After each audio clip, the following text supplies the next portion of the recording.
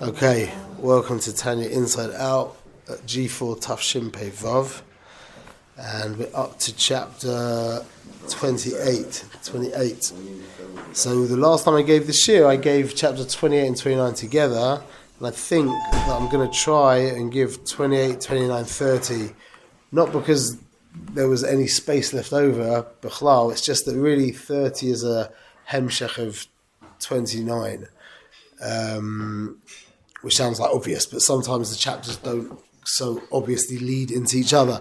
Chapter 28, if you remember, chapter 27 was discussing the Benoni.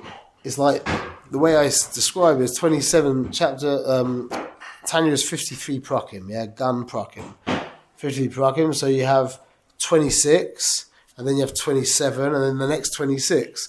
So really 27 is like the heart of Tanya in that sense. I know Lamed Base they call the heart of Tanya, but it's another interesting way of seeing it. 27 is mamash, the B'diuk middle point in numbers of chapters, and really 27, when you understand it deeply, is probably the most practical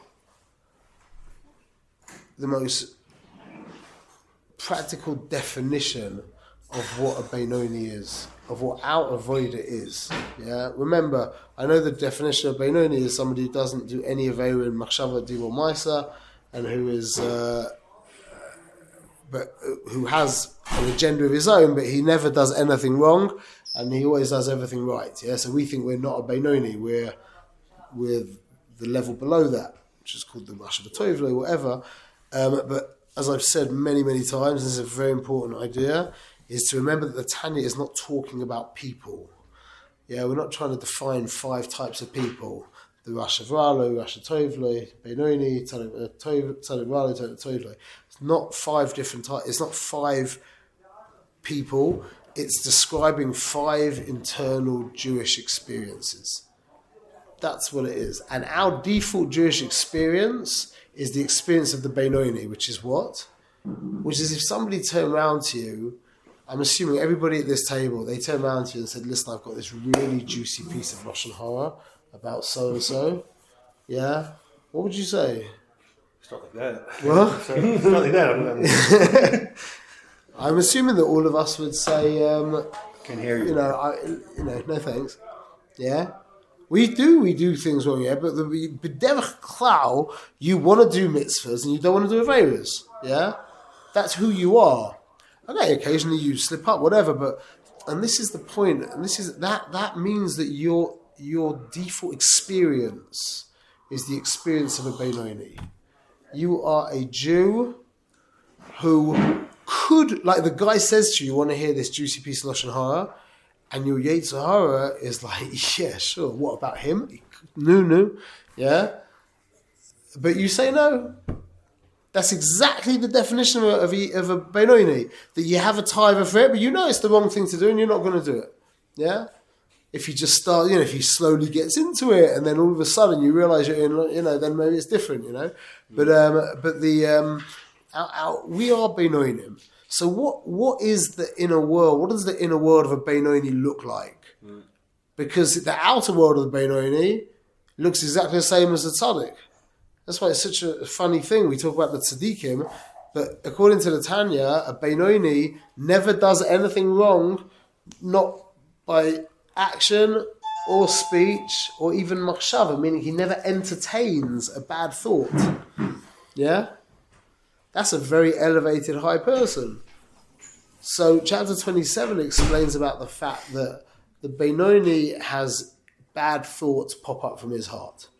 But there he even says that niyaf dika thoughts, dirty thoughts pop up from his heart into his mind.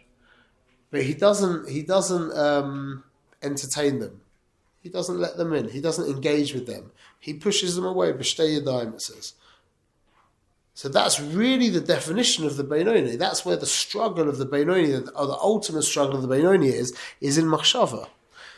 He doesn't ever do anything. He doesn't ever what's the word? He doesn't entertain bad thoughts, but he has bad thoughts. And that's the difference in him and the tzaddik. Because the tzaddik is kulu toiv inside, Yeah? Where would these bad thoughts come from? So the tzaddik doesn't get bad thoughts. If the tzaddik gets bad thoughts, it's because they come from some external place. But we actually have bad thoughts come from the Ra inside of us. But that doesn't make us Ra, that makes us a Benoni. But maybe a Benoni is Ra, because the Tanya says, the Gemara says, the Mishnah says, you should see yourself Karasha. Even if the whole world calls you a tzaddik, you should see yourself Karasha, like a Rasha. And the Tanya explains, it means Karasha, not a Rasha mamash, but Karasha means like a Benoni. Because a Benoni really, if you like dial the resolution down, the Benoni is a Rasha who acts like a tzaddik. You've got a tzaddik who's a tzaddik who acts like a tzaddik. You've got a Rasha who's a Rasha who acts like a Rasha. And then you've got the Benoni who's a Rasha who acts like a tzaddik. Meaning he is Ra. There is Ra in him.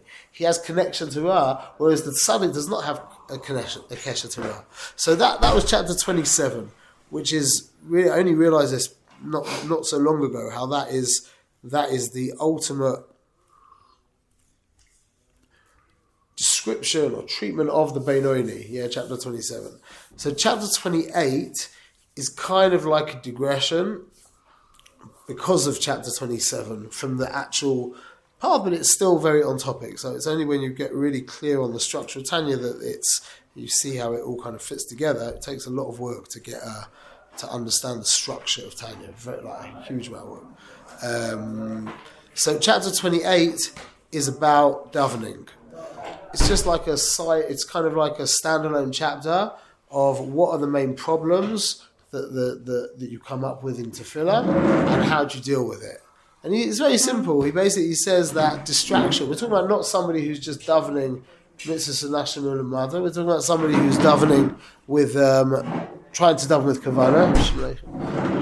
kavana, and he keeps getting distracted by distracting thoughts. Love dafka evil thoughts, but off-topic thoughts. What? Business, yeah. We're not talking about the default Shemona Esrei, where we're saying Sim Shalom and we're not sure if we actually. We don't know if we just skip from. Yeah, we might have just. Well, yeah, we don't know we don't know if we bowed by accident for Moedim by Avois. And we're already at Sim Shalom, yeah? We're talking about and what the key to that is preparation, obviously. The key to that is make sure that you invest the right amount of time and follow Shulchan Aruch before davening, and then there's a good chance that you'll actually be able to daven. Without that, there's basically zero chance.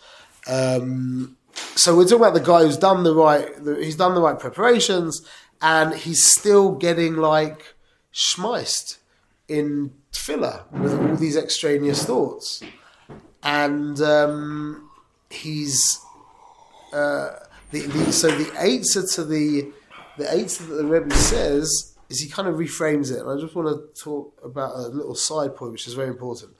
That who is it? Remember, you are a composition. You are a community of beings. Yeah. You're a composite. The best way of saying it is a community. Yeah? You're mamash a community of beings. According to Tanya, you have a nefesh of Bahamis, a nefesh of a kis. Yeah?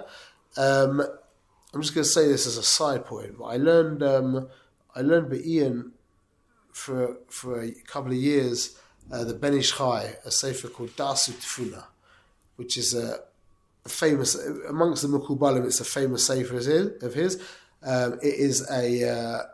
It is a introduction to Kabbalah, but it is very Kabbalistic. But it's him trying to give him giving his big picture of Yiddishkeit, basically. We didn't go through the whole sefer. I got through 150 pages or so, but with a big Talmud Chacham who and a big Makuba who really is holding in these ideas. And I saw clearly that the Ben Ish Chai does not talk about the Nefesh Bahamis, Nefesh Lakis in the way that the Baal HaTanya talks about it at all. But after thinking into it very deeply, the way that he explains how things are working is exactly in line with the Tanya, just with different, not only different words, but a different moshul. See, like if I want to give you a moshul about, I could give you. I wrote this in this one time, so I can remember. If I want to give you a moshul about how quantum particles work, yeah, which I don't know how they work, but if I want to give you a moshul, I could give you a moshul of because they get affected by your consciousness, yeah. So you could give one moshul of in the forest where you've got fireflies all moving around, and when you move your flashlight onto the fireflies, they do something different. Yeah, they stop or whatever it is. Yeah, that would be one moshul. Another moshul would be you're a concert hall. Yeah, and you've got the dancers on the stage, and as you look at them, they get self-conscious and they stop moving. Yeah, or whatever. Meaning that I've just given you two completely different mashalim for the exact same inyan. Yeah? You're clear what I'm talking about, what I mean? So remember that the Nefesh Abraham is Nefesh Lakis. It's a moshul. It is a tool that the Balatanya uses to explain to you the mechanics of what's going on. And the Ben Ish Chai uses a different moshul. He doesn't say there's two souls. He talks about the panemius of the soul, and then there's the chambers of the soul and the klipa, and he has a different model. If you understand the Balatanya's model, you'll see that the Ben Ish Chai is completely in line with that. So that's an important idea, yeah? So when we're talking about the two souls, you'll see why I said that in a minute. When we talk about the two souls, which we know that Tanya made very famous, yeah, you have the Nefesh Abamis, you have the Nefesh Akis. You have your egoic human self, and then you have your Yiddisher self, yeah? They're two basically opposite beings, and they have to kind of work it out, yeah, in you. So the way the Balatanya explains problems in tefillah is that you're davening, which primarily means the nefesh of the kis is in control and having a great time. And the nefesh of Bahamis starts to get a little bit kind of anxious because it sees that the nefesh of the kis is really flying. So just like the mashal the Rebbe gives is like when you have two people fighting, yeah, and one guy gets on top of the other guy, the guy on the bottom like musters all of his energy that he can, and there's a good chance that he can like flip him over, yeah. So that's what he says. If you're trying to daven with kavana, not mitzvah sanashim ulumada. If you're trying to daven b'kavana, and your mind you're like, why are you doing? Why? What's going on? Why can't I? Yeah. He says it's a good sign. He says it's a sign that you're actually doing a good thing, that you're really actually investing yourself. And because of that, the Nefesh HaBahamis gets antsy and tries to flip over the Nefesh HaKis. And how does he do that? By spitting up irrelevant thoughts into your mind. Yeah? Is that clear? So he said that if you were coming for, and he's also talking about the fact that this could make people upset, yeah, make them depressed or sad, whatever. So he says that, the way he explains, he says, if you had one soul, well then obviously you're not davening properly, are you? Because if it's the soul that's davening is the one who's also confusing you, then which one are you? Well, there's just one soul, so obviously you're not really connected to the davening. He said, but that's not the case. There's two souls. There's Nefesh HaBahamis and Nefesh HaLakis. And it's because of the fact that the Nefesh HaLakis is flying that the Nefesh HaBahamis kind of rears his head and puts in, he gets his foot in the door and he puts in his 2 cents. And that's what he calls getting mevubal into tefillah. Let's put it Kaf Ches. You can remember that because Kaf Ches is yad twice. That's like davening, however you want to understand that.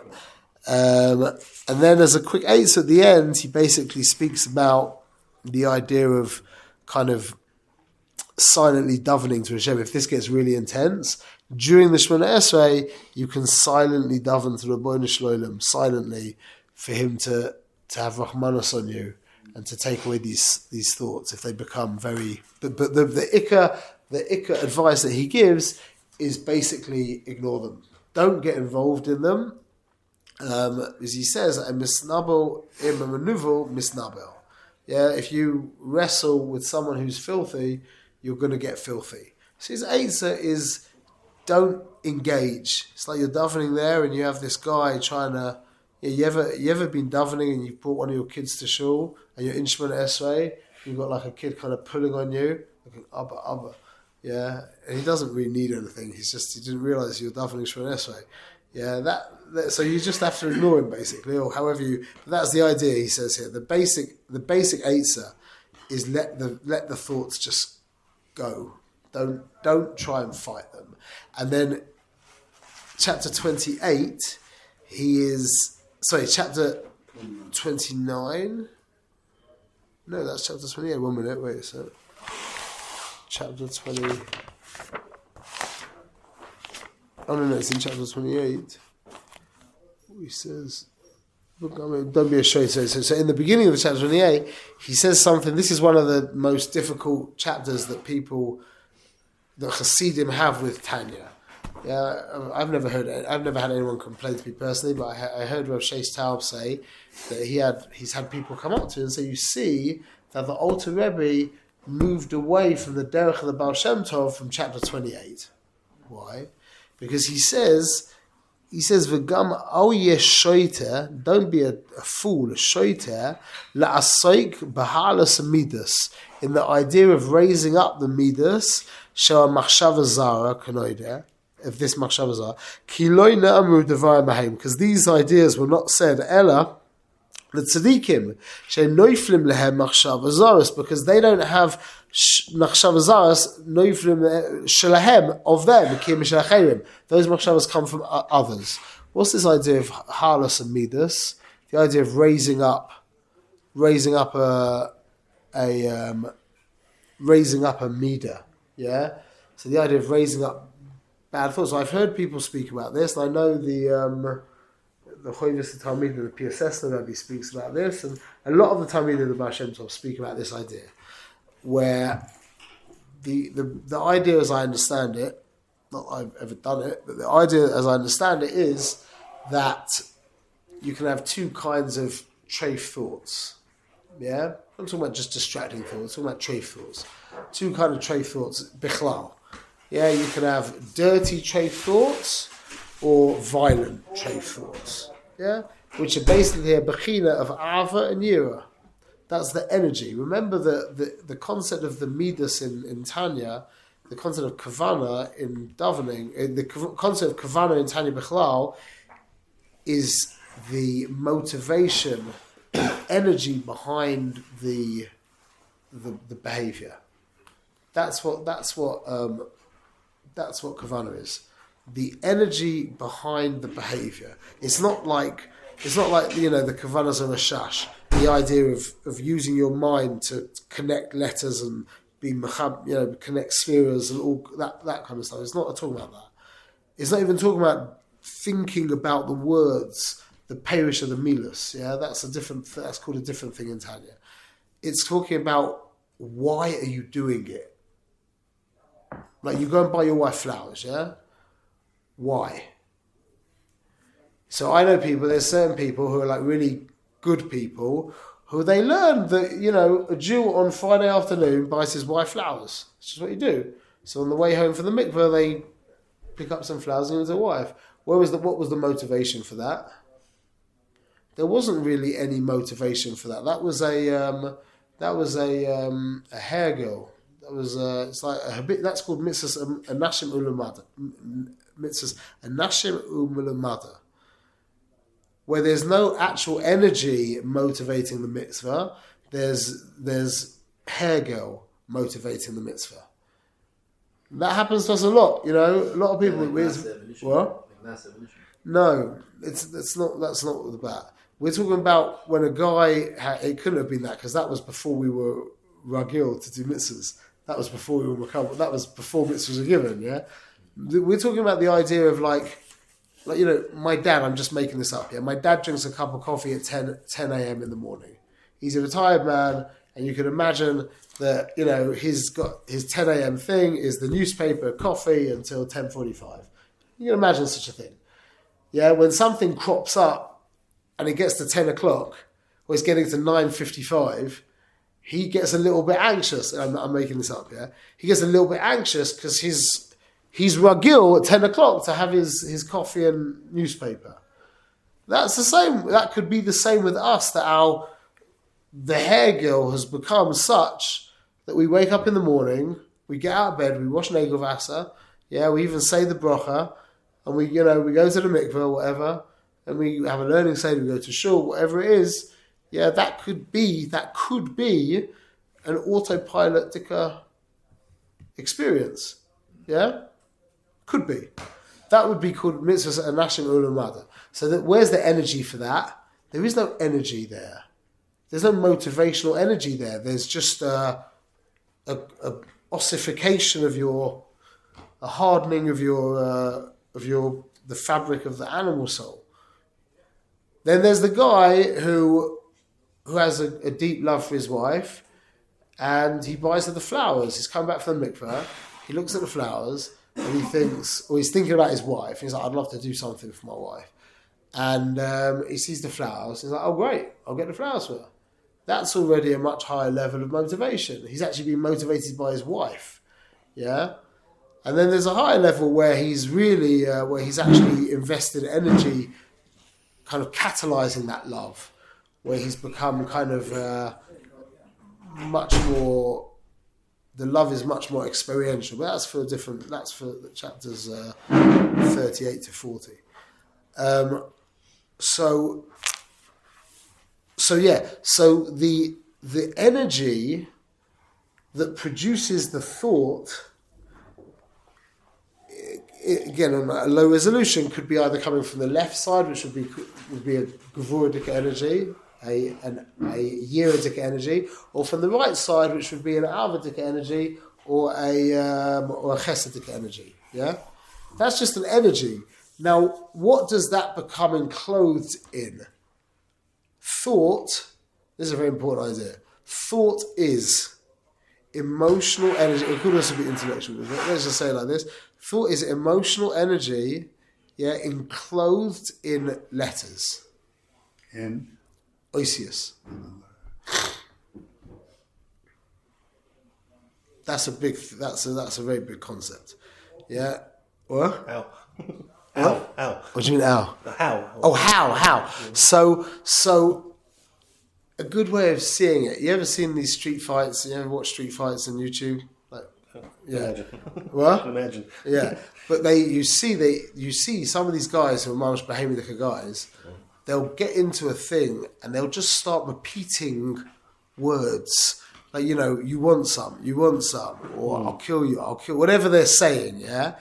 There's no seichel, there's no thinking there, there's no seichel, it's just, all it is it's like a dog barking. But because a human being's got a seichel, it becomes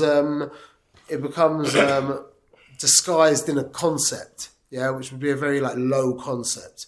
So who do you think, you know who I am, some kind of, it will become like a mantra. Well, so what is that? The psyching out. The what? The psyching the person out. But what they're not even in control of that. What that is an emotion. Emotion is energy. That's what emotion is. It's energy that becomes enclosed in letters. You're talking about thoughts, though. That's thought. Yeah. So that comes as thoughts and speeches. Speech is just articulated thoughts. Yeah. So same idea. But the point is that when you're thinking, like there's sometimes when you're thinking, and rarely, but there's sometimes when we're thinking, and it's like you're just so grateful. Life is just wonderful. You feel like you can, you'll be matzliach in anything, and you're so hopeful and things. Yeah. And then there's other time, which is more common, where the thinking is just so negative. And it's like, I can't, I never will, I never have done, etc. Yeah? What that is those are certain energies that come from the heart, whatever, that get enclosed in ideas. And what happens is those ideas relay back into the heart, which creates more of that energy, which creates more of that thinking, and it can be either a downward spiral or an upward spiral, depending, yeah? But this is we're kind of going off topic. This is a whole subject unto itself. But the point is that when a person's having dirty thoughts, yeah, like filthy, neoptica thoughts, yeah, what that really is, MS, is an ava, which is neither tov nor ra. Ava just means an attraction towards, an energy to go to. Yeah, yira is an energy to move away. Yeah, attraction, repulsion. That's all ava and yira is on the most fundamental level. Yeah, it becomes much more complicated when you play it through the whole system. But ava is an attraction towards, energy that takes you towards. It's like a magnet. Yeah, one side of the magnet slaps them together. That's ava. Flip it around and it pushes them away. That's yira. Okay, and again, it gets much, much, much more nuanced than that. But that's the low resolution idea. So ava is a coming together. Well, now we know by Ishmael that he was the psolus of ava, of chesed. How did that come out? What were his two ikativas? And Gilearias and Geneva. Those are both. See, chesed really is the inyan of a dissolution. The dissolution, I think that's the right word. The dissolving. The dissolution of barriers. Yeah? Whereas yira is the erection of barriers. Like salt. Salt stops things from disintegrating. Water, which is sweet, even sugar, has the ability to cause things to dissolve. It has it takes away the barriers, yeah. Whereas salt keeps things. It preserves. It's a preservative, yeah. That salt is gevura. So, is that good or bad? Taking away barriers, is that good or bad? literally just is. It's just it's taking away barriers. It depends. Now, when it comes to your property, yeah, taking away barriers isn't such a good idea because I'll start stealing stuff from you. Yeah, or it comes from respecting your body and respecting you. Yeah, well, taking away those barriers means I'll have my way with you. That's that. Yeah. Whereas taking away barriers with your children or with your friends or with your parents, with your wife, whatever it is, yeah, that's obviously in the right place and time. That's good. So the thing itself is just power. And again, erecting barriers, same idea. So now, what makes that dirty thought? What is that? That is a chesedic energy. That's power that got enclosed in bad letters. So instead of that thought, thinking about the fact that the minute davening's finished, you're going to run out and buy your wife flowers, yeah, it's now caught up in, or how much you love God, or how much you want to merge with the Ribono Shel Olam, it's caught up in some neoptica thing.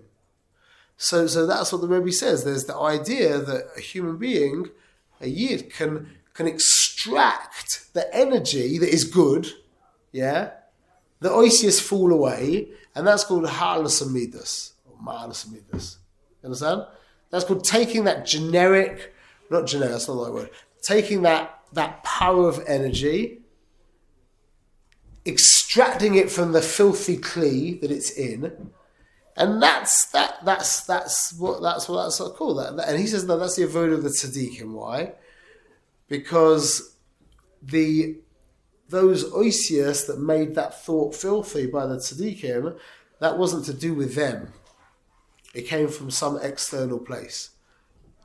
That's what happens with the real tzaddikim who don't have any internal ra. They can still have bad thoughts, but it would be because of someone else. Those thoughts can end up getting mixed in with their. They can like as an antenna, they can pick up on that kind of stuff, depending on the tzaddik. So he is actually very qualified to extract that power of energy because the keli that this energy is in has got nothing to do with him. So he's not getting confused with it. But the Rebbe says that's not the same with us. with us, you should remember, and he hints to it very cleverly and amazingly in the words. I'm not going to get into that right now. He says, don't think that you don't get involved. He says he calls him a shoiter. Don't be a shoiter.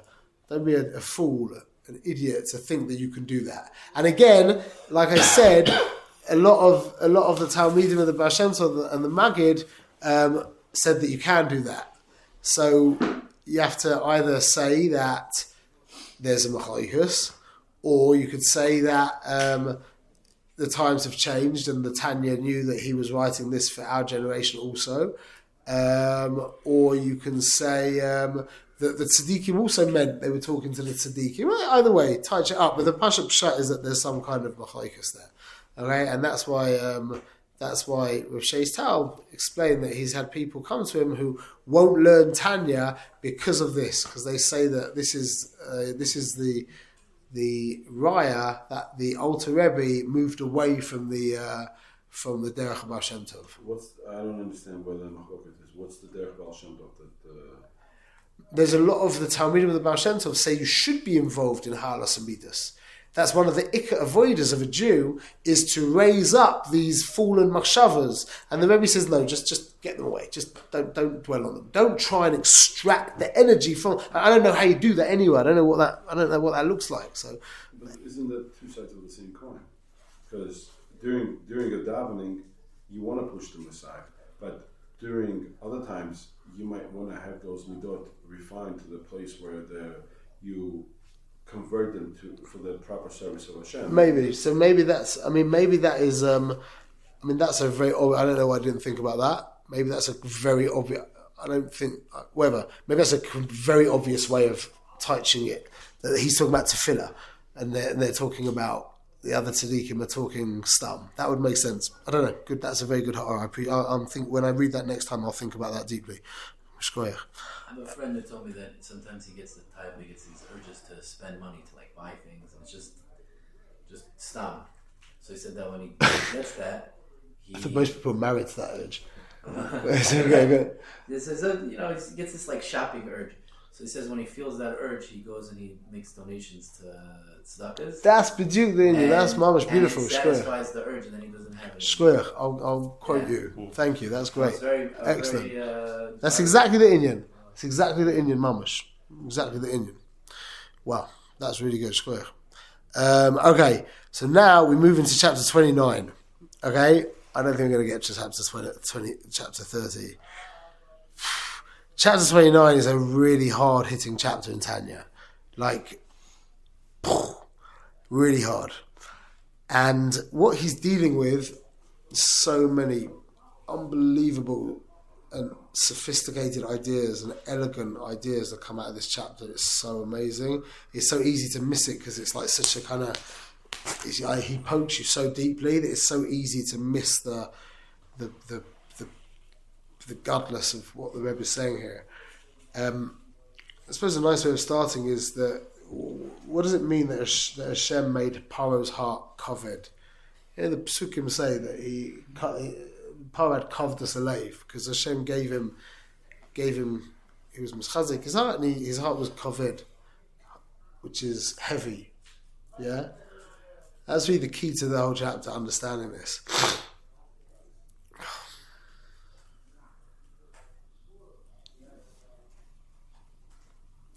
So the Ikka trap that the Benoni, remember the Benoni is a man who never does anything wrong in thought, speech or action, only does mitzvahs. Yeah? He does nothing wrong, he does everything right. But he has his own agenda, but he manages to constantly rise above that and dedicate himself to the Rebbeinu Shalom.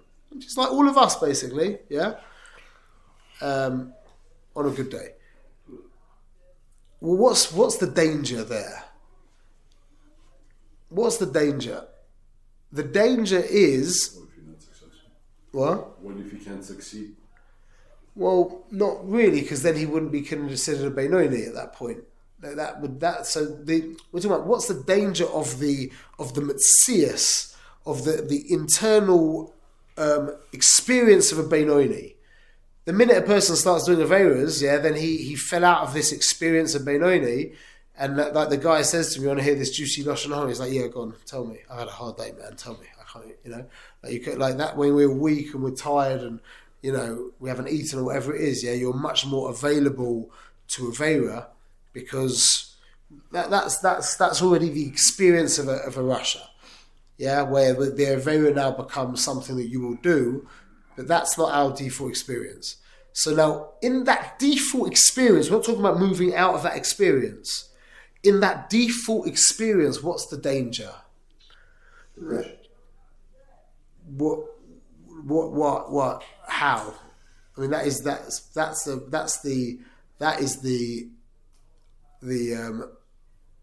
they're bound together. I'll explain. Yeah, it's called timtum alev. Yeah, the blocking of the heart. What this means, the way I understand it, is that the simple way of reading this is he just ends up with a blocked heart. Just every now and again, he's doing good, and all of a sudden he's like not emotionally available. And the Rebbe says that comes out in two expressions. Remember, it can't express itself as a Avera, because then he's fallen out of the experience of a Benoni. So he's maintaining his Benoniness, meaning he's not doing anything wrong, but he's now, something's gone awry. Yeah, what's the problem? So he says it expresses it in two ways. He's not davening b'kavana, and he can't be mekadesh himself in what's mutter. That's not an Avera. Neither of those things are Averas. Yeah? So he's still in the Metzias, the experience of a Benoni, meaning a man who has his own personal agenda, who is always dedicated to God. Side Sume Rav Asay Tov. Yeah, Mitzvah Mitzvah.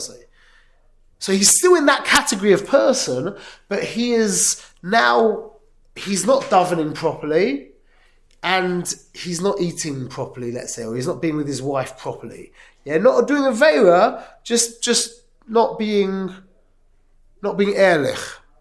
He's given up on his, there's times when you eat like a mensch, and then there's times when you don't eat like a mensch, yeah? You know what I'm talking about? So we're talking about the times when you're not eating like a mensch, however that looks. Yeah? Everyone's eating like a behemoth looks something different. So what happened? Why is that called? Why does timtum alev look like you're not davening properly and you're not eating properly? Let's just call it eating, but it means everything that's mutter to you. It means you could be talking too much. You could be not being whatever, not an avera. Okay, you're not makadosh yourself with what's mutter to you. And the secret is in what he calls it timtum alev. He calls it alev ke'even. Yeah, what does it mean, leiv ke'even? Shena'ase ke'even v'lo yachol liftoyach liboy b'shum oifen la'avoida shebeleiv zu tefillah. His heart becomes like a stone, and this is the key of understanding the inyan of paroi and the inyan of gaiva bichlal. What is the inyan of gaiva? This is, what I'm saying, it's such a big, what is the definition of gaiva? The pneumius definition of gaiva. Because I know the working definition of gaiva is you feel better than other people, yeah. But that's not the pneumius of gaiva. Bichlal, that's a common expression of gaiva, yeah. But bichlal not the pneumius of gaiva. Pneumius of gaiva, the way I've understood it, is a deep self-definition. Deeply defined. You are deeply defined. That's called being a Baal Gaiva. Being deeply defined. As opposed to what? Being less deeply defined. As being to the ultimate level, being utterly undefined. This is self-definition. Your own self, your own definition of who your you own are. definition of yourself, which would be, the highest level would be not where you've defined yourself as being undefined, because that's already a definition. That could be a tremendous guy that, oh yeah, I'm the guy who's completely not defined. Yeah, that means you like I'm the one who's out the box. Yeah, right. That's a box. Being out the box is a box. Yeah, We're talking about a person who's risen above all sense of personal self. Moshe. Meaning he's what? Moshe. That's Ish Alaf Ma'oid. That's Ish Alaf Ma'oid. B'diuk. That's a nivus. Nachnu ma. We're whatever you need me to be. Rabbeinu Shalom. I'm available. That's what Avram said. Hineni. He identifies with Hashem's will. He identifies with the Shem. Yeah, exactly. There's not me serving God. There's just God. Whatever you need from me. So what when you ask your employee to to build you that website, and they get back to you and they're like, I'm sorry, I can't do that. I can't do websites. Yeah, help you through WhatsApp. I can't do websites. And you're like, what are you talking about? I just asked you to build me a website. You work for me now. And they're like, yeah, but you're like, look, I got no one else. I have to do it. A tzaddik would say, all right, I'll get back to you in a couple of days. Let's work this out. Yeah, if this is what you need from me, then I'm going to have to work it out. Usually, the Rebbeinu Shalom doesn't ask you things that aren't of your skill set, but it can be. Like Avram got asked to kill his son. That wasn't part of his. That wasn't part of who he was. He was a nice guy, really nice guy. Had to kill his son. But anyway, so that was an expression of Hineni, of that's deep anivus. So deep gaiva is a very strong definition of yourself. Now, is it rigidity versus flexibility? What? Is it rigidity versus flexibility? You can call it that.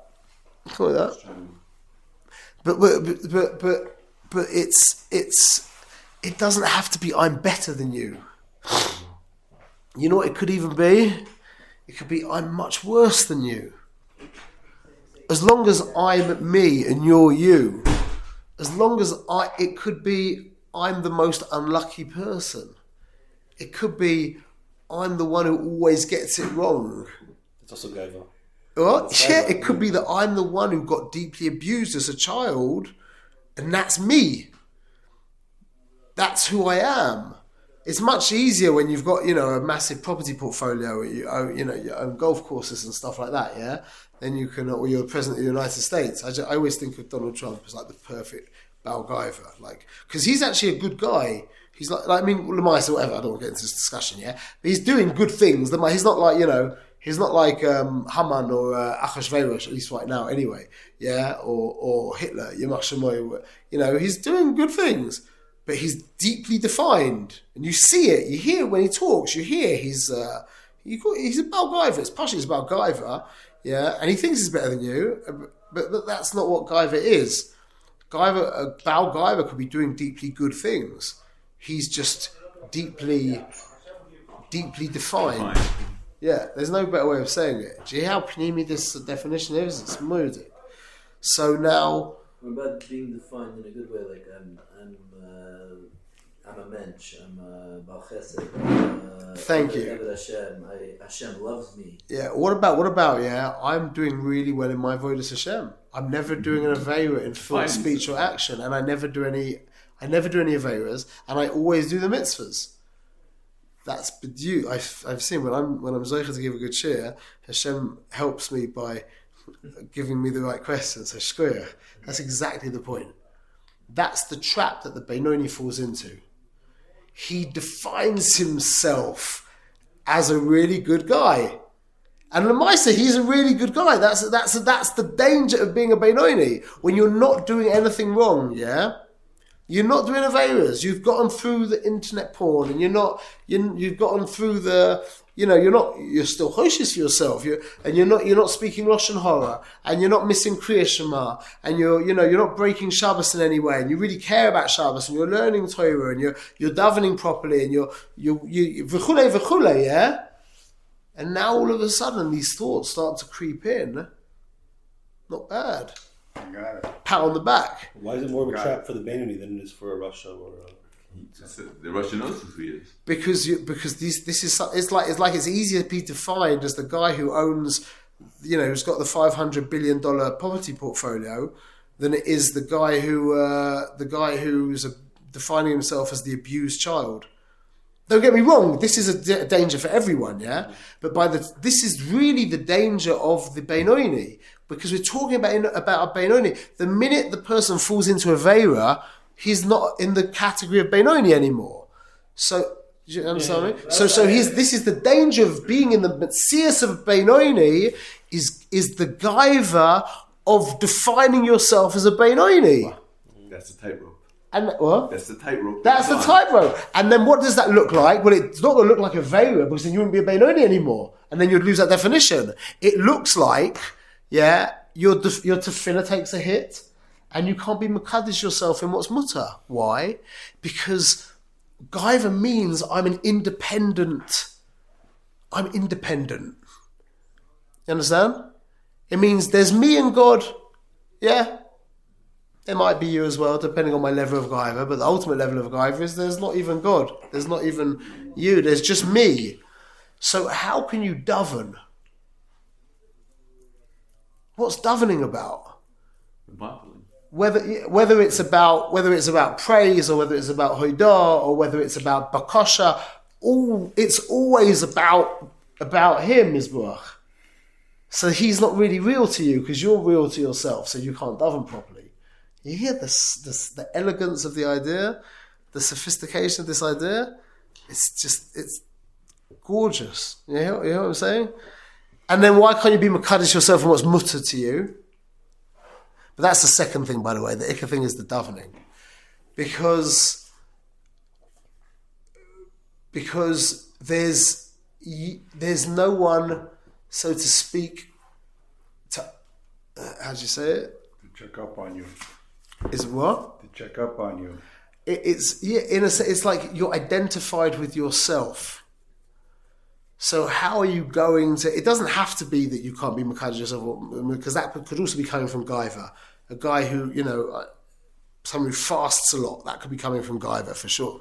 Yeah, and there could be a lot of things that would be, but generally it will be that because there isn't any kind of shlita over you, that you can let yourself slip in that tchum, but again, it couldn't slip into a Veira because then it would be we wouldn't be talking about the Benoni anymore. But the point is that this is the danger of being a good guy.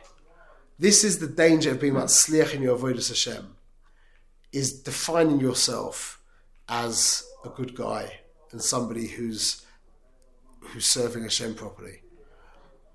The goal is not to have a definition of yourself, not meaning that I don't define myself. Yeah, meaning that you don't look at you see hands, and the question is, well, how can these be used to serve the Creator?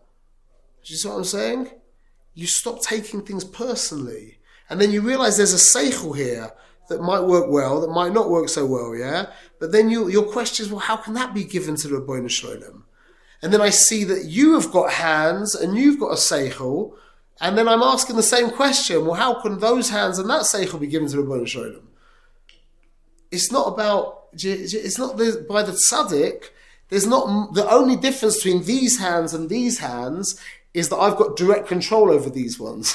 I don't have direct control over those ones. So the first things first, let's get these involved in Avodas Hashem. Once these are deeply involved in Avodas Hashem, now I'm going to be doing what I can to help get those hands involved in Avodas Hashem. You with me? It's not with the, do you hear what I'm saying? It's different than, I'm not defined. I'm not part of my cheshbon. And there's a sliding scale. You understand what I'm saying? It's not about me. It's not about me serving God. We've said this before. We said that the two madregas is there's I want to serve God, or there's I want God to be served. That is the difference between night and day. That's a big difference, and it has lots of nafkaminas, practical nafkaminas as well. But I want to serve God. That's a madrega. Don't get me wrong. Yeah, that's halavai. A lot of us would get to that place where I want to serve God. But really, where the Tanya begins, the Tanya has been written for Beinonim, which means Sefer Beinoni means. So what's the avoid of a Beinoni? You're not doing anything wrong. It's the Sefer Shel Beinonim. Yeah, you're doing everything. You're doing all the mitzvahs, and you're never doing aveiras. Where's the improvement? The improvement is transitioning from I want to serve God to, it's not even I want God to be served. Let's say that. I want God to be served. But really, the ultimate transition would be just God. should be served. Just God. God should be served. That's it. That's the avoider of the Benoni. So, Hannah, yeah. It kind of reminds me of something I read in Michtav Miliau. where he was writing about... He was deeply connected to Sefer Tanya, by the way. Okay, that Yeah. makes sense. So he was writing about Bechira Chofshit, Yeah. and he said that Bechira Chofshit is on each person's own level. So, for instance, he gave, I don't remember if that's the exact example he gave, but if you're a thief, okay, Yeah, and understand. you're stealing, Yeah. and then your partner says, "Let's kill this," Yeah, you person won't do who's it. in then this is where you are measured Yeah. in your Bechira Chofshit. So basically, he's saying something very similar, that the avoda never stops. It's always on the level you are. So even if you're But you want to hear something a bit... a high tzaddik, you still have a place to go up. Even But- if you're a Benoni, you have where to go up. But this is the depressing bit. You shouldn't say depressing, but this is the hard bit.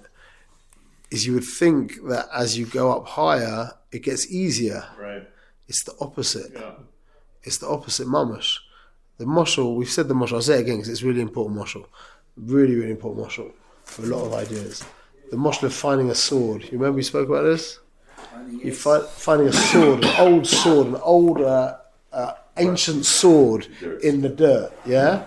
So you see it, it's like, so you pull it out, I'll try and say it quick, as I said before. You pull it out of the earth, yeah? And you can't even see it's a sword. It's got massive hunks of mud, yeah? And you get a rock, and you just bang off, and the mud just falls off, yeah? Now you see you've got a sword. Yeah, that's stage one. Minimum effort, massive improvement. Yeah? Stage two now is all the dirt that's sticking to the blade now. Yeah, you have to clean it off with a shmutter. Yeah, with some water, hot water a little bit, and a shmutter. Yeah, a lot more effort and a less of a result. Still pretty big result though. Yeah. What's the next stage? The next stage now is the sword. It's a clean sword. It's just soil. It's just stained. There's no schmutz on the blade anymore. It's just stained. Yeah. So now you have to get mama's boiling water, gloves, a Brillo pad, some strong chomer. Yeah, and you have to scowl it. A lot of hard work. Very, very hard work, and the results that you see are much, much, much more subtle. That's an amazing analogy. And then the final. This is not on our topic, but the final point is now you end up with a perfectly clean sword, but it's not sharp. So now you would think, according to the moshel, sharpening a sword should be a tremendously hard avoider, yeah? And you see no difference. But there is a difference, but you don't see any difference. But after I found this out, actually sharpening a sword is like one of the easiest things you can do. It's super, super easy. It's even easier than knocking the clods of mud off at the beginning, yeah? What's that meramis to? That's meramis to lishma. If you do the hard avoider, which gets harder and harder as you're oived, it gets harder and harder, yeah? I know that. It gets harder and harder. Then eventually you end up, I mean, I don't know about, but I've heard this is what I've understood theoretically, hypothetically, is eventually one day you're a tzaddik, lishma. But that's a gift from the Rebbeinu Shalom. Meaning, if the Rebbeinu Shalom decides to take away that final little klipa away, and then you end up lishma, which would be the difference between the blunt sword and the sharp sword. Yeah, that's no energy. The energy is you have to take the sword, you have to bang off the mud, you have to clean off the schmutz, you have to polish it, etc. Yeah, that's the avoider, and it gets harder and harder, more and more effort, and the results become more and more minuscule. Diminishing returns. What? Diminishing return. Diminishing returns. Diminishing returns, exactly. Yeah, but that's only on the that's only if you get really connected to the graphics. Right. If you're not connected to the graphics, it doesn't matter. But that's hard to disassociate from the graphics. So this is what, how do you understand what I'm saying to that? Meaning that as you go up, and it becomes that you're now fighting on a different level, like you just said, yeah? At the beginning, the guy's a thief and he has to fight himself not to kill someone. But what about when the guy is like, you know, he could never dream of missing Kriya Shema because he gets up 8 hours before the first month, yeah? Well, now what? And he's regil to get up at a stupid time in the middle of the night and do his avoidance. There's always something more to learn, always something more exactly, but now you realise that when you're weak and you're dealing with, like, now it's about, I don't know, you're taking on to fast every Monday and Thursday, whatever you're taking on, yeah? Well, now, if you're not feeling like it, and you've made a commitment to something, well, if you've made a neder, that's different. But if you made a commitment that you're not a neder, you made a commitment to some kind of very big avoider, yeah? We know that when you make and break a promise, you end up hating yourself. Sorry to say that, but that's how it works. That's how mechanics work. If you make a promise to yourself, you make a commitment and you break it, you end up hating yourself, depending on the size of the commitment, but you end up hating yourself, yeah? So now this guy who's working at this crazy high level, and he wakes up one morning and it's the craziest time in the middle of the night, and he's just mamash can't get, he's tired, you know. If he doesn't get out of bed, he's going to not do this thing that he said he's going to do. Like, where's the energy? If he was to tell this to his friend or to his wife or to his parent, they'd look at him and say, relax, man, go back to sleep, you crazy man. But he's playing on his own level now. You understand? So if he breaks his commitment to himself, now he fell down and he can fall deep now. He's that vicious circle down is a very steep slide. You with me? And so it doesn't get easier. It gets harder because and the odds of the stakes are the same, but it's harder to behave yourself. Because your behavior, like you said, is at a much higher level, but still breaking your commitment and breaking your word to yourself hurts like the lower guy. Even more, because you're used to not breaking your word. And I think there's also, just doing the work without internalizing. You mean doing what? Basic halacha, you mean? Living by basic halacha? It's not just basic halacha. I mean, you can always add stuff. You can always add more chumrot, and you can always study more. But I think if we're not talking about chumras. We're talking about avoiders. Yeah, no, I understand what you're saying. I understand. Okay. It gets the Shulchan Aruch is pretty intense. That's what you're saying. Exactly. Yeah. But I'm saying, I think there's also an internal work with yourself. It's about, like you were saying before, it's about being a better person. Exactly. The internal work, according to the Tanya way I've understood it, that I received from my Rebbe, is transitioning from the guy who wants to serve God, from the guy who wants God to be served. That is it. That is the only internal work that I know of. Everything else is geared at that. It's just external layers. Let's keep moving because we're nearly there. We've done really well. So we've got everything in place now. So that is called, when the Beinoni starts to divine himself as a good guy, that is called Timtum Alev, Eiv Keleven. The Leiv Ke'even, not Eiv Keleven. Leiv Ke'even, Shalom Aleichem. Eiv Keleven, meaning Leiv Ke'even, which is Paroi, which is called Gaiva. It's called Kavdas Alev, the hardness of the heart, the heaviness of the heart. Yeah, Timtum Alev means the Leiv is, it's ossified. What does that mean? It means the person's definition of himself or herself has become really defined, really clear. That's Gaiva. And that is the main issue that Beinoni has to deal with. The guy who's not doing any Aveiras, the girl who's not doing any Aveiras, the person, the Jew, who is always doing mitzvahs, never doing Aveiras, they have to be very careful of Gaiva. But not Gaiva that would lead to Aveiras. Gaiva unchecked will lead to Aveiras. Gaiva unchecked and given the ultimate amount of time will lead to Shvichas Damim, Gilead Rice, and Avodah Zarah. Yeah, if the person has thousands of years, it will eventually lead to that. Yeah, but that's a side point. So now that's what Rav Manis called. I only realised a decade and a half after learning it from him. Yeah, like learning from a man has allowed me to understand a little bit the concept. If you understand what your Rebbe was talking about, like 40 years later, yeah, I'm telling you, like it's and the Tanya, how that works. Like I'm starting to get a little bit of an idea of how that works. That he called it smug. That's it in his godless. Yeah, the man has just called this matzah. He says the Beinonis become smug. That just took us like an hour to explain what that meant. He just called it smug. Yeah, you understand? It's become smug. That's a great word. Or complacent, you could also say. Complacent, Rav Shei's Tal called it complacent, but man's called it smug. I think that's better because it's got like it smells a little bit more. It's got the edge, exactly, yeah? So the guy's come smug, yeah? Why? Because he's defined himself as a really good guy. And he's probably got a bunch of people around him telling him that he's a good guy also, because he's a good guy. The guy only does mitzvahs, he never does averas. So I'm sure he's got some kind of following of people who everyone's got, yeah, he's a big tzaddik. So what does he do now? He's in a lot of trouble.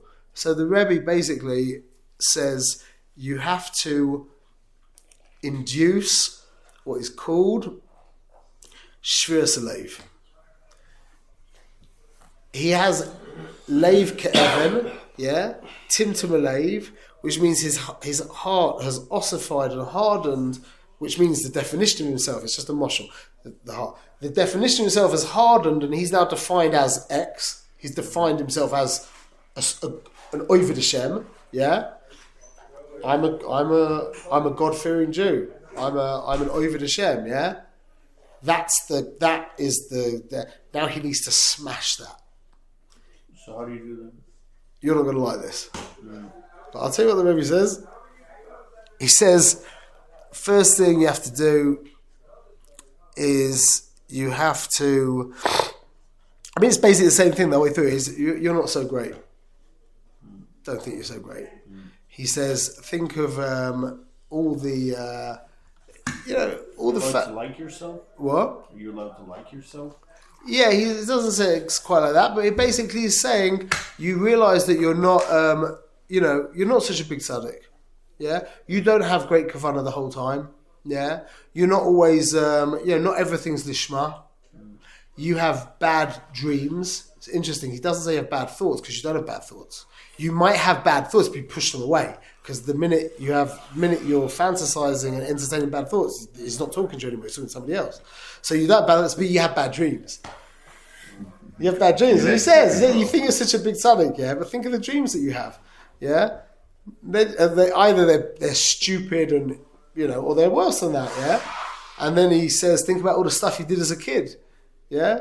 You think that tshuva. There's madregas to tshuva. There's endless madregas to tshuva. So he goes to town, and that's what he says. He spends a couple of pages really going to town on basically helping you break your definition of who you are.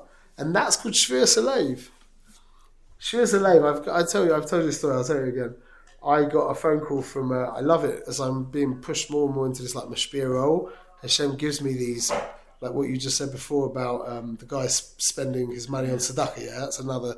Hashem keeps giving me these really nice things that happen to me that help me explain stuff to people really well, yeah, like that I couldn't do otherwise. So he sent me this random guy from the States who's this big hotshot realtor who was, he's busting 8-figure deals the whole time, yeah, and he's and he calls me up with he's kimat suicidal, yeah. He's fallen into a crazy deep depression because he made like 3 very bad deals in 1 year, and he can't get out of bed. So however he got to me, he starts explaining the situation, and it's clear he was in shviras halev. What was the shvira? He was deeply identified with his koyach to make money, and then he screwed up bad 1 year. And he's like, well, I'm not that. I thought I was this hotshot, realtor businessman. And he didn't even take a hit. He was still living in a mansion. He wasn't downscaling his life. He just lost a lot of money, but he was so rich that you would never know. So why was he so upset? because he wasn't who he. Because And who so he I said was. to him after he explained the whole thing to me, I said, "Let me ask you a question." I said, "Do you feel like you don't know who you are, where you are, what you are?" He was like, "That's exactly it. I don't know who I am, where I am, what I am." I said, "Well, that's because Shvir Salev. That means your definition of who you are has been broken. That's why when you're in an argument with somebody, this topic is huge, yeah? Why is it when you're having an argument with somebody, you realise very quickly, if they're a normal person, yeah? A normal person, very quickly, you couldn't win the argument. Meaning they're not available to hear, they've got their position, no matter how many proofs and... They're not available. They'll just wiggle and there's no why, because they become identified with their idea, which is what most of us do. They and that idea, that right now, I'm arguing for the fact that sound travels faster than light. Yeah, that's my position. I've got my reasons, or I'm arguing that the Earth is flat, and you're arguing that the Earth is round. And I've got my reasons, you've got your reasons, and I start bringing you proof after proof, and they're like, you realise they start becoming more and more ridiculous. No, that's ridiculous, and how do you know that was taken with a real lens? Maybe it was using a fisheye lens, and they start, and you realise there's nothing you can say right now. It's life and death. That exactly the point. That's it. They are fighting for their life. Even more than that, they're fighting for their Metzius.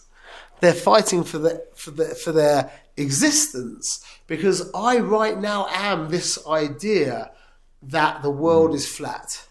You are the idea that the world is round.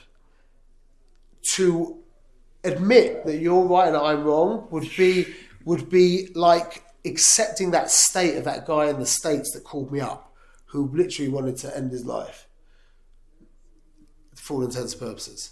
It is the most unsettling place you can be in. That's, by the way, the avodah of Tachnan. That's the avodah of Yom Kippur.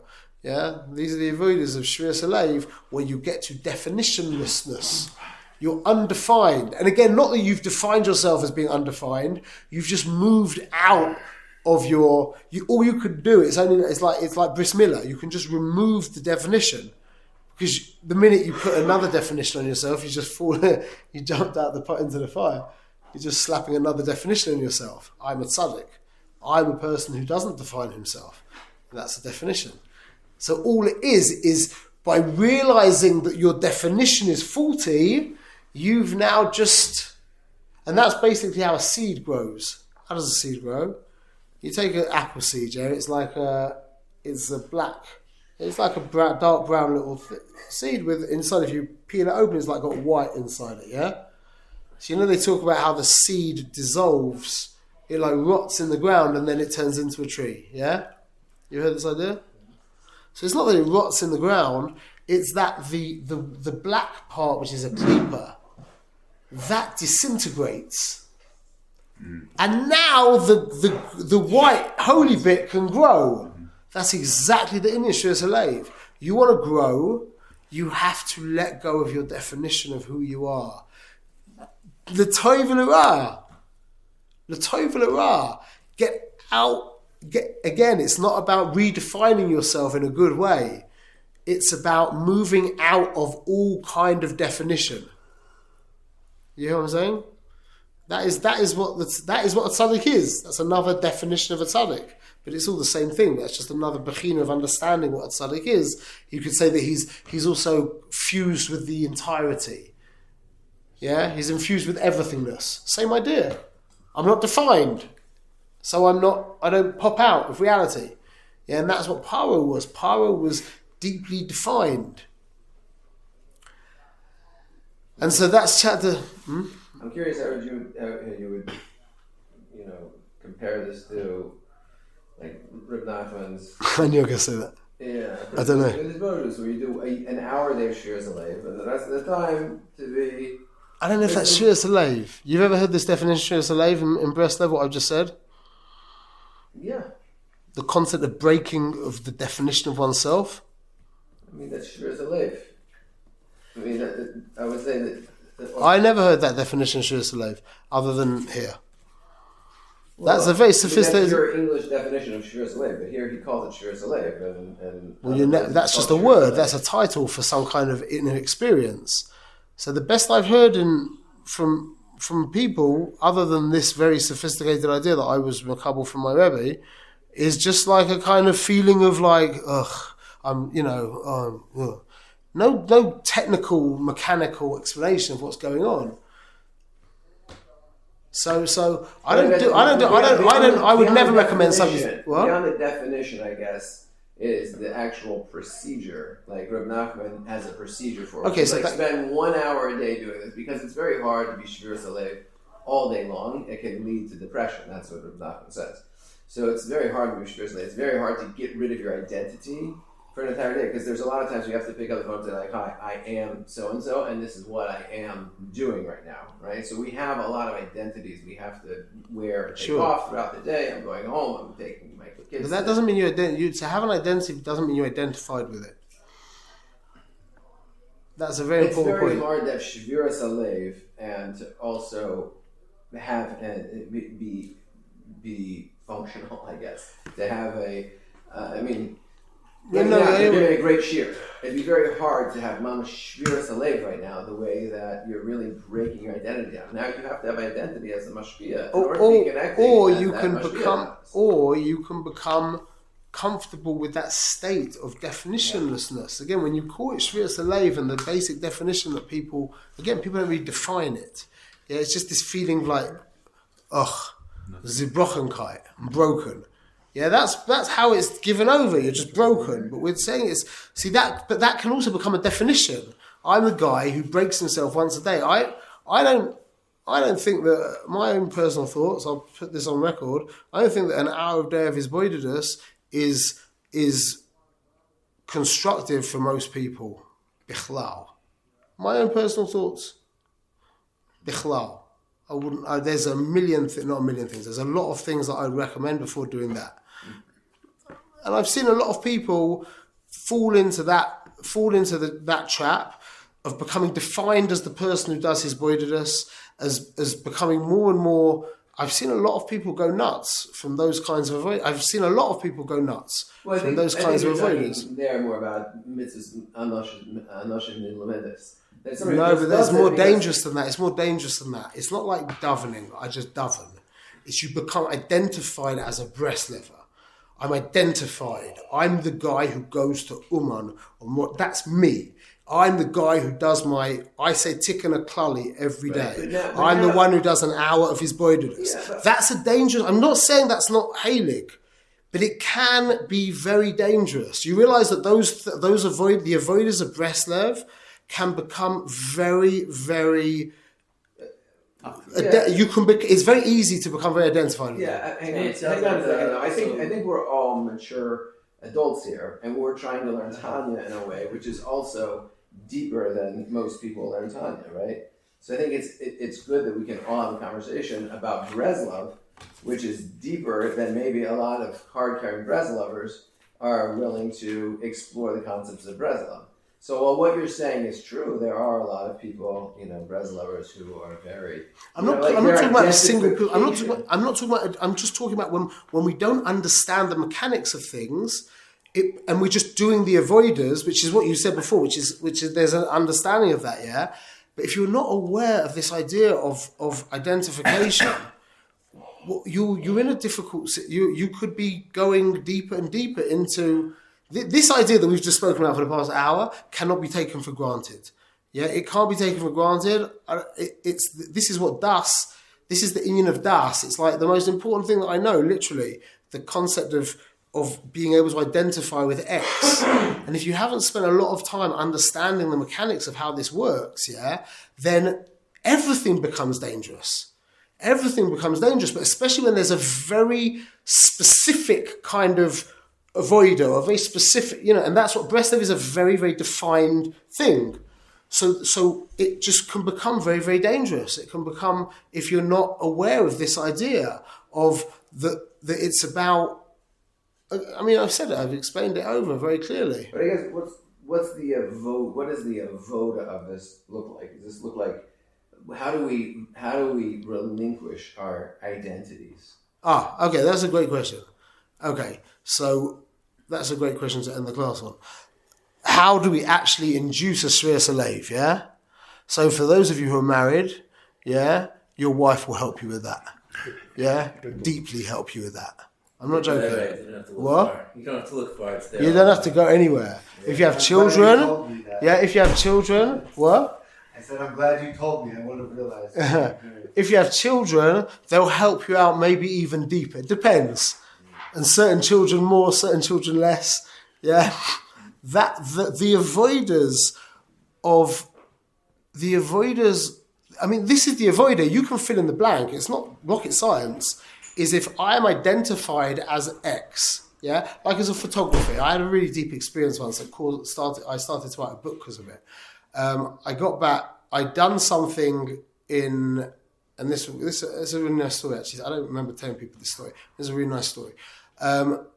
In the morning, I have a learning session for davening, yeah? And I always avoid technology. I avoid emails, and I go through tekufas now. Right now I'm in a shvacha tekufa, and I'm checking email and WhatsApp before I daven, yeah, which is not Peseda. That's my public confession. But anyway, at this point in my life, I didn't do that, and I had some time before davening, and a friend of mine who's one of these guys, I give him money every month, and he's like a never kind of guy. Yeah, it's like you have friends who are like great friends, and friends who are like difficult, but they're your best friends, but they're still difficult. You know what I'm saying? So he's more like that, and he'd asked me, because I have a network of wealthy people in the world that I'm friends with. He asked me to ask for some money for him. Yeah. And so I sent out this email. I really didn't want to do it. I hate asking people for money bichlal. It's before davening as well, and I realised that if I didn't do it now, I can't remember, there was some kind of time frame. I had to do it, yeah?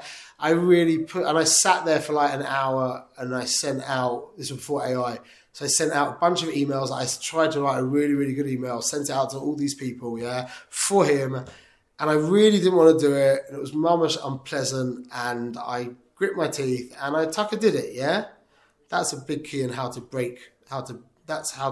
one of the big keys of how to induce shvir salev, doing something you don't want to do bichlal, yeah, but not like an avoider, because you can feel geschmack about that, but like this, where I just didn't want to do it bichlal, and afterwards I was thinking, I hope I haven't lost friends because I asked them for money not so long ago, and this and that, no benefit for me bichlal, and anyway, So it's an act of selflessness. Yeah, exactly.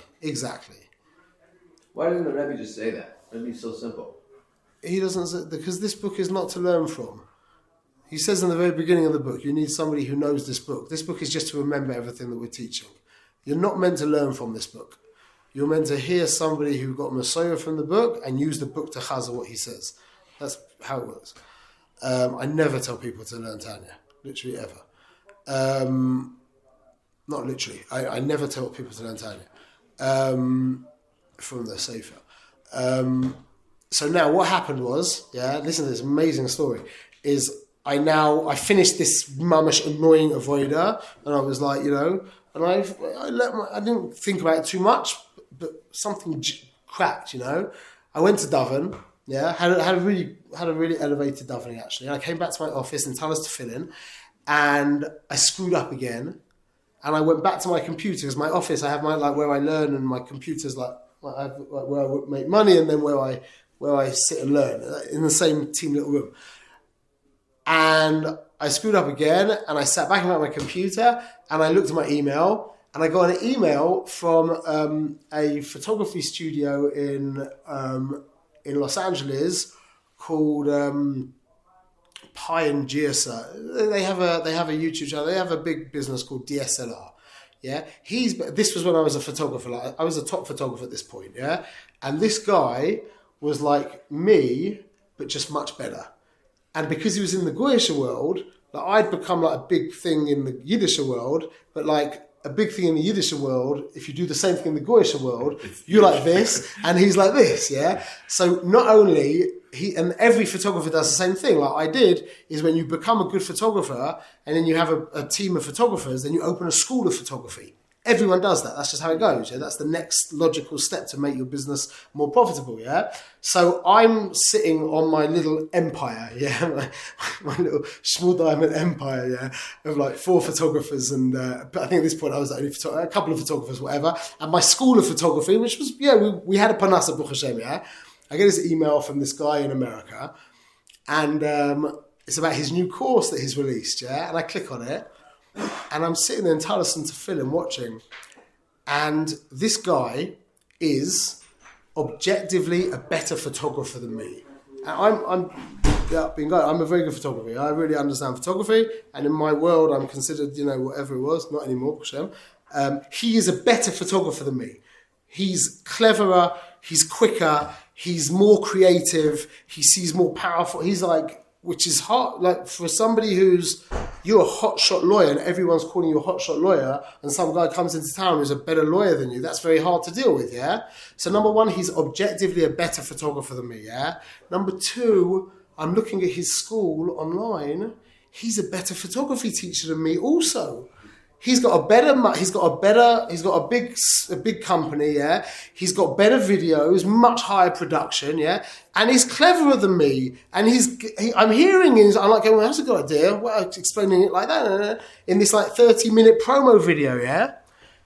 And I realised at the end of the promo video, I was ready to buy his thing. And I took a double take. I'm like, Diamond, why don't you feel bad? You should feel like dirt right now. This guy, you are, in my world that I was in, I'm the best photographer and the best photography teacher, yeah? And I'm looking at this guy, yeah, he's also prettier than me, yeah? And he's got much more money than me, yeah? And he's a much better photographer than me, and he's a better photography educator than me, and I'm there happy as pie thinking about buying his program. You hear the godless of the story? At this point, I had entered into a level of shvira where now I'm actually looking at this guy. I had no definition of myself because of the avodah I had done before davening, because of that avodah for my friend where I had to do that thing I really didn't want to do and went out of my comfort zone legamrei, because I never asked people for money as well. I went out of all of definition. Then I daven, then I come back to the office and I realized I didn't feel negative to this guy whatsoever. I felt great. And I'm ready to buy his program. You see, Shviras Halev is not once you practice it, it's not this like Zebrochenkeit. It's not this like, that's not what it is. A lot of the time it looks like that because it gets inflicted upon you. You understand? When other people do it to you, you've wanted, like I said, this guy, on the most extreme, the reason why this guy didn't kill himself, this hotshot realtor, you know why he didn't kill himself, according to the way I understood it, is because he had a nice wife and kids, and he was a little bit identified with them. So I figured he was like 20% identified with his wife and kids, and 80% identified with his business. So he didn't kill himself because he had 20% of his life left. So that saved his life, I think. If he was 100% identified with his business, yeah, he wouldn't be here anymore. So when it gets put on you, yeah, then you feel like you want to literally, it's the most unsettling feeling there is. But living in a state of Shviras Halev means you're having an argument with someone and you see they hit a point and you're like, I don't think about that. I think I'm wrong. When was the last time you heard someone say that? You got into an argument with someone and they're like, wow, I hear what you're saying. Yeah, I'm wrong. A person in the state of Shvira will say, oh wow, that's a really good point. Thank you. You just taught me something new. I'm not going to say what I just said now anymore. You know what I'm saying? That's the point. When you understand it on a sophisticated level, on the actual panemius of mechanics of what's happening, it will save you from, again, these avoiders that, again, I've said are dangerous. Like, people singing Uman Rosh Hashanah. Why are you doing that? Why? You know what I sing when I hear? I don't make a thing of it. I've never said this publicly, but I don't care anymore. Yeah. Why do I say when people are singing Uman Rosh Hashanah? You know what I start singing in my head? I start singing Kabbalah's Oil Rosh Hashanah, Kabbalah's Oil Rosh Hashanah, Kabbalah's Oil Rosh Hashanah. Kabbalah Soil Rosh Hashanah. The last day in the Jewish calendar where you should be defining yourself or using to define yourself is Rosh Hashanah. That's Malchus Shemayim. That's defining the Rebbeinu Shalom. Nothing to do with you. Yeah, nothing to do with you. I'm not saying there's anything wrong to going to Uman on Rosh Hashanah, but defining yourself as a person who goes to Uman on Rosh Hashanah, yeah, that is a slippery downward slide. I'm not coming from a place of malice or of insecurity. I'm coming from a place, and if you can explain to me better, I'll shut up and I'll change my mind. But just putting two and two together, and I haven't heard anyone say this. I have heard Tzaddikim say things against Breslev, but never really much more than it's just dangerous. I never heard people explain the mechanics of it, but after having learned the mechanics of how the nefesh works, this is how I understand it. And again, I'm not saying there's anything wrong with Breslev. I'm just saying there is a danger with Breslev when you haven't learned what we spent learning today. You understand what I'm saying? I am reluctant to agree with you about. That's fine. I'm reluctant to agree with you. The what? I'm reluctant to agree with you because I think that there's a broad spectrum of what's called Breslov. So if you, but remember, I wasn't saying. We're sort of narrowing our lens down into sort of Uman and Rosh Hashanah and making that people's identity. I think again, that's again. I just said there's the danger of it. There's nothing wrong with visiting your Rebbe's kever on any day whatsoever, whether it's Rosh Hashanah or Sukkot or whatever they go, whatever day it is. Again, I wasn't talking about any single person, Bichlal. I was just explaining there's a danger in Breslev because there's so many very specific avoiders that you can start. Like I know someone who holds that chatzos, getting up for chatzos is like everything. That's somebody who's now started to fight. He's defined himself by a certain avoider. That you have to take stock of that. That's a bechina power. That's called kav d'selev. What if it helps him with the rest of his avodah? Well, okay, now that's good. That's good. It's better to be defined as a tzaddik than defined as a rasha, yeah. Right. But it's better to be not defined. I understand. You're right. So if you're going towards that level of definitionlessness, then use definitions to. That's okay. But it's like when you spoke about, we're talking about like the different people how they approach shachrit, right? Like how they approach shachrit, yeah. Like some of them, it's like, oh, I just need to get it out of my way to get my day done. Some okay. I don't think I said that. Okay. Yeah, but okay, yeah. The different levels, and then you said for you, shachas is everything. That is the day. Yeah. And I have to be careful. That's what this is the warning this is exactly the warning of Perek Kaf Tes. But it gives you the geschmack of the day. Okay, and that's good, and use it. But remember, ideally, you want to be, and even though this is a very good point to finish off, is that what you need to be able to do is realize that is the identity of your nefesh habahamis. This is the yesod of Rebbe Akiva, which was the progression from Avram to Rebbe Akiva. I'm not going to get into that right now. But again, it's still that you are not identified. It's not about you. It's about you experiencing the fact that there is identification of your humanity with that. That's a very subtle point. You understand what I'm saying? So there's still a distance. But the minute you're like, I'm the one who davened shachris, yeah, you've fallen into the nefesh habahamis. And it's even more dangerous than being the guy who's like, I'm GAY. Yeah, why? That sounds like a crazy thing to say. Because the guy who defines it, that's by the way the depth of the way I understand it, why the Averas of Yesod are so dangerous, because they come part and parcel with Yesod comes identification. That's Odom Yoda Eschav. Remember the whole thing we're talking about is Das. So the person who's involved in that Avera calls himself the Avera. It's the only Avera that I know of where a person calls himself the Avera. That's who I am, yeah? But at least he knows, and hope so, if he's read the Torah, that that's pashut wrong. And he has to work, he has to get out of that.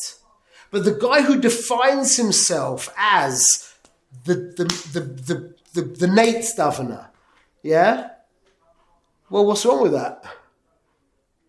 You locking yourself into the definition. Well, that's what I'm trying to say to you. That's the point. That's why it's so dangerous. That's why you need to understand this with an oimek. Because who's going to tell you? You defined yourself as a Nate's Davener. You realise that if left unchecked, I'm going out on a limb here, and I'm saying it on the record as well, yeah? Everyone else. What? On some level, you'll start thinking you're better than everyone else. I'm going to go much further. You kill somebody. You're going to end up, given the ultimate amount of time, it may take thousands and thousands of years.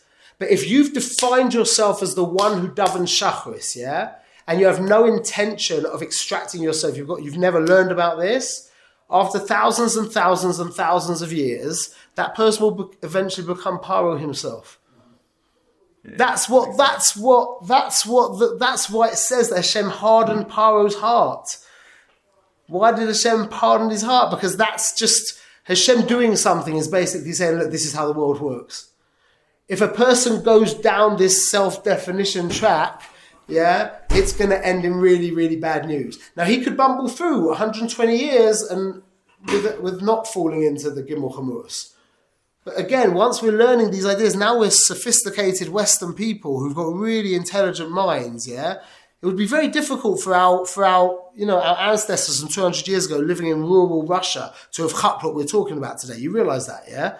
They didn't have the kalim, the mental kalim to cut this idea. Yeah, so we're now in this really privileged position where Hashem has tirelessly worked for 5,705 years to get us this place where we've got minds that can understand these ideas, and now we can actually ascend from these religious avoiders. We can ascend from being religious. To finish, the one thing we'll say this. This is my definition. This is what I've understood. The definition of religious is egoic identification with ideas. Using ideas to become more zich. That's called ego, and that's my definition, that's my Rebbe's definition that I got from him of religious. And that's why I say the oimek of what we're saying here is the reason why I say always, I am the least religious person that I know, and I strive to become less and less religious. And the least religious man that I know of to ever walk the face of the planet was Avram Avinu. And it was because he was so irreligious that he got chosen as the man to be the father of Am Yisrael. The only thing that exists in the world that isn't a religion. The relationship of Am Yisrael with the Rabbeinu Shalom, and we've turned it into a religion. And that's the danger of Breslev, is it can become very, very religious. And that's something that has to be worked out. Swat Hashem. Not that any Breslev is bad, Chas v'Shalom, but I'm just explaining a danger in Breslev. And in Chabad, the same thing happens. The same things happen in Chabad as well. They've got caught up in all that. They've also become defined. Go to a Mashiachist shul. Yeah, it doesn't get much more identified than that. The Rebbe would mamash turn in his kever mamash if he saw what's happened by some, not by everyone, but by that movement. Yeah, it's you fall out of the fire. You fall out of the pan into the fire. And you become religious. When you said about tefillah earlier, the two different schools of thought regarding tefillah, thinking like Chabad goes out into the front lines, it presents a potential danger. You were saying like if you stay away from it, stay in a confined there's another danger. There's dangers everywhere, man. You can become defined as the guy who is becoming Makar of everyone. You can become defined. You can be this is it. You can be defined as a Zionist, or you could be defined as Naturei Carter. Same thing. Chazak.